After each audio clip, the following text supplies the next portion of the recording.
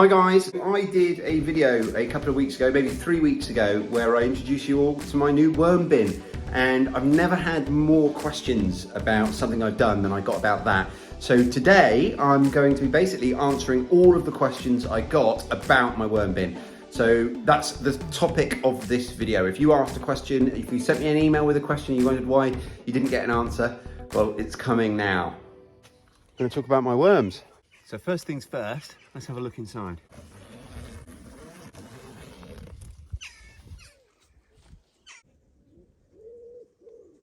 You can see there's going to be, under here, lots and lots of activity.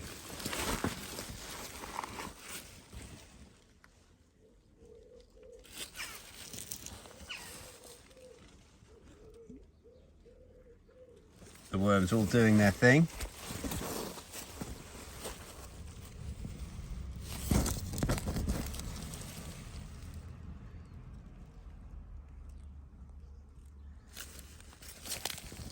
And I've had quite a few questions about identification. Let's get you out of the sun. You see that sort of reddish tint to them? That's one of the main things. Sorry, buddy. I didn't mean to put you in the sun. I wasn't thinking straight. Forgive me. And the time now is just before 10 o'clock in the morning. You can see the sun's hitting the bag here. So from here, the sun is about to pass behind this hedge, and it will then stay in the shade for the rest of the day, shaded by this hedge line. So it's only until about 10 in the morning that it's getting any sun at all, which is what we want. So in an ideal world, it'd be completely shaded, but we don't have anywhere that is completely shaded, apart from if we were to put it there and block our gate access out of the garden. And the reason I'm mentioning that is because we are, as I've said before, we're experiencing a bit of a heat wave here in the UK, and over the next 2 days we're expecting it to get very, very close where I live, very, very close to 40 degrees C, which is over 100 degrees Fahrenheit. I'm not sure of the exact conversion. Here in the UK we just use the C, centigrade or Celsius. It's important that we don't let it get too hot, and what I'm actually going to do is I'm going to sprinkle the outside of the bag with a little bit of water a couple of times a day, just to help it leach off some of that heat, because the evaporation of the water will actually reduce the temperature. It's how sweating works.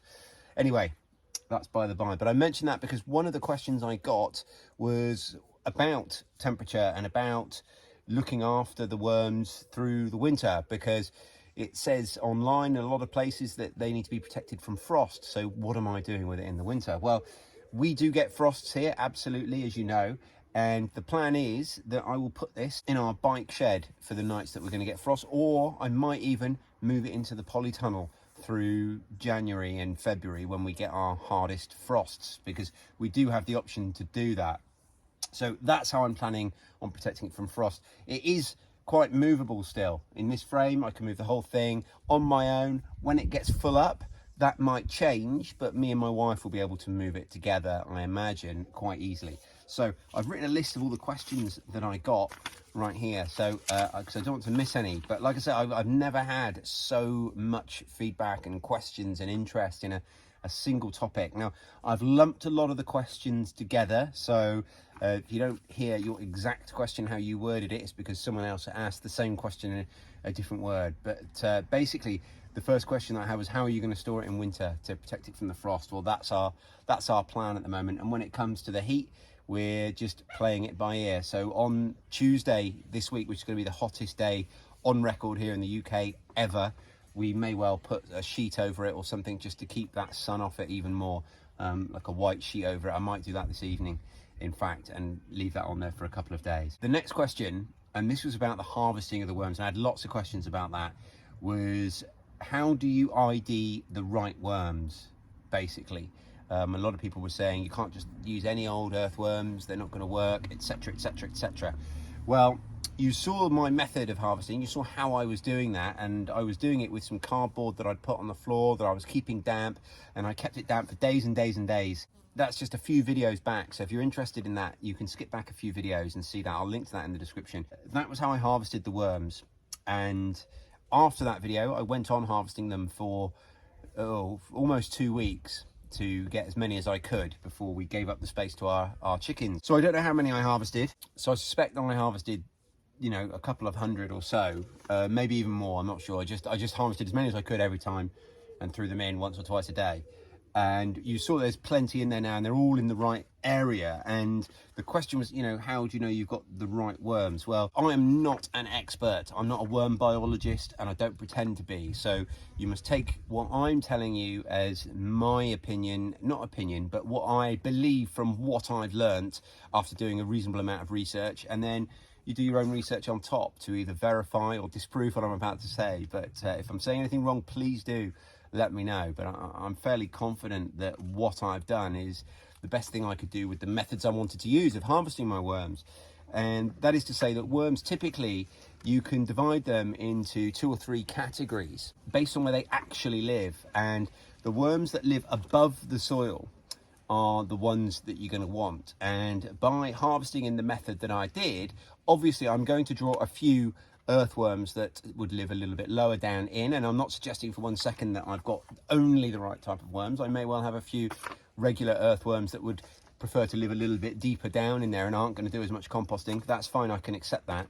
But I've definitely got as many red worms as I possibly could. So going back to talking about identification, you know, they've got that reddish hue to them compared to the other worms, and I could see that as I was harvesting. I could see that a lot of the worms had a redder tinge to them than the other worms that were around them, and those are the worms that I knew were right, if you know what I mean. So I knew that I collected some that were not perfect, but I also knew that I was collecting plenty of the red worms. Harvesting from that layer, from that part of your garden above the soil, means you're going to have as many of the right type of worms there as you're going to get.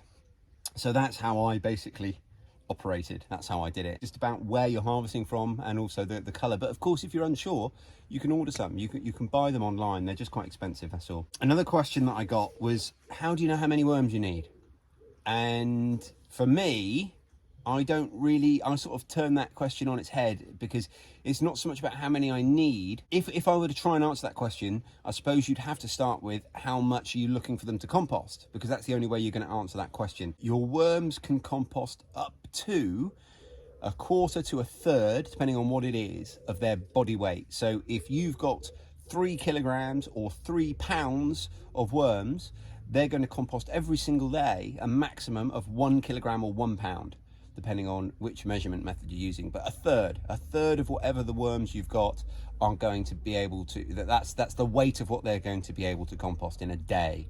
So that's one way of looking at it. Now, this bag will hold up to, the capacity here is 6 pounds of worms, which is about 2.5-3 kilograms, something in that range. So that's how many it will hold. So in this space, that's how much you are looking to be able to compost every 3 days maximum, which is quite a lot, I think, far more than what our needs are going to be.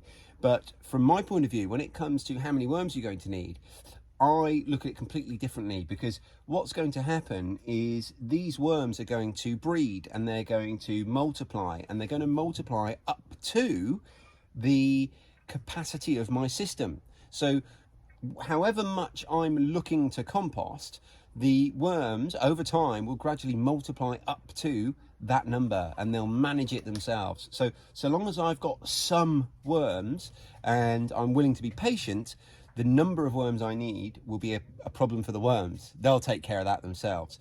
And it might be a case that using that method, if I'm using that method to make enough worms and I'm just introducing my compost, there might be a period where they're not keeping up and I need to back off with my composting for a little bit and use alternative composting methods, which we're still using. Of course, we've still got the chickens, still got the dogs, etc., etc. So at the moment, it's very much sort of trial and error. We're just putting in what we put in and just keeping an eye on it and seeing how we go. Now, you'll notice there's a lot of cardboard in there at the moment, because one of the troubleshooting methods, if you like, if you've got a problem with your worms, if your worms don't seem very healthy, if your worms don't seem very happy, if you're getting odd smells, you go through the troubleshooting list that came with this, and the answer is almost always add more bedding, add more bedding, add more bedding. So I started off with loads and loads and loads of cardboard when I well, as I was introducing the worms, I would just add more and more cardboard all the time, because that's going to kind of counteract any of the other downsides that I might have, that I might introduce. So if I'm giving them too much food, not enough food, whatever it might be, having all that cardboard there is going to help balance everything out and help keep the worms happy. So that's why that's all there. So another question that I had is, don't you need tiger worms? Isn't that the worms you need? Well, I've written down here that tiger worms is just one common name for Icinia fetida, which is the Latin name for the worm species that we're using. Now, there is an alternative. I think it's tiger worms or, I should probably use the Latin, Icinia fetida, or another very closely related worm, which I can't remember off the top of my head. But Icinia fetida has several common names. So you might know them as manure worms, red worms, branding worms, panfish worms, trout worms, tiger worms, or the red wiggler. These are all common names for the same exact species of worms. So yes, you are going to want one of those two very specific species that do that job. They're upwards looking worms, if you like. When they're in the ground, they're looking up, they're looking to decompose things above them.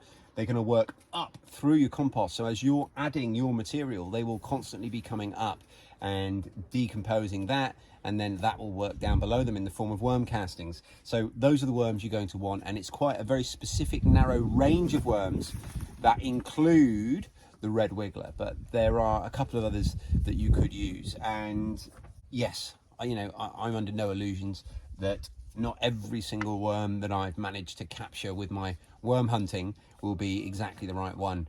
I don't pretend to be an expert. I just need some and some patience. So that's the way I've gone about it. Next question that I got is, will the worms die if you don't feed them, if you go on holiday or you don't feed them for a few weeks, or if you feed them the wrong stuff? Well, they're really, really resilient, and like all of our systems here, we're trying to replicate something as close to nature as possible.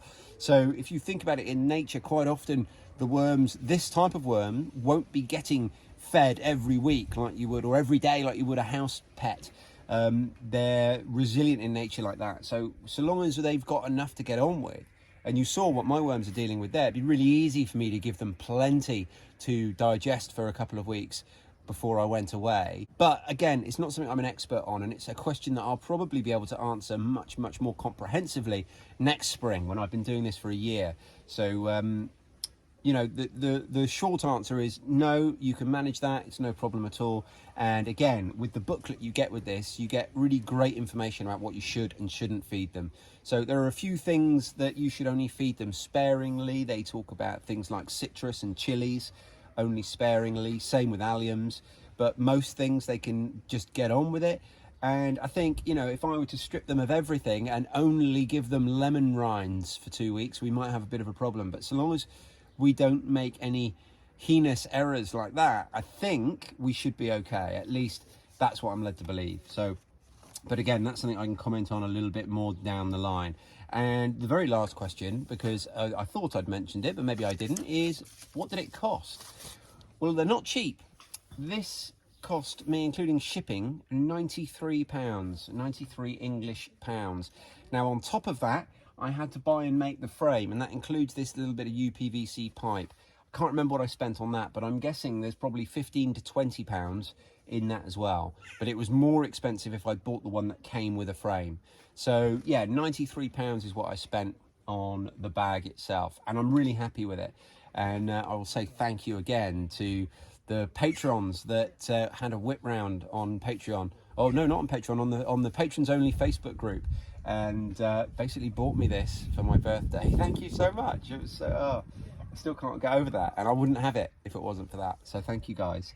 But there you go. That's all the questions answered about my worm bin. I hope that's been useful. So there you go.